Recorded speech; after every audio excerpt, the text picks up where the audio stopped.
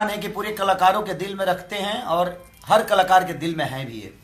और वो निशांत उज्ज्वल जी हैं, प्रशांत निशांत उज्ज्वल, इनका एक सिनेमा आया था, इन्होंने बनाया है। बहुत सारा सिनेमा रिलीज भी करते हैं। मेहंदी लगा के रखना तेरी इन्होंने ही बनाया था।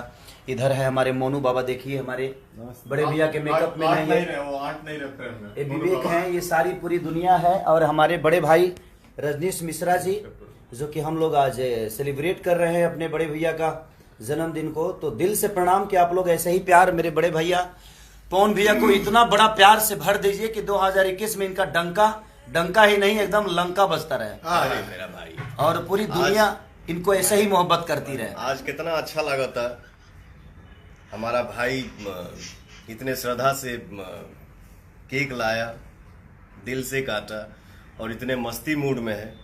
तो मैं थैंक यू ही बोलूंगा अपने भाई को। Love you to.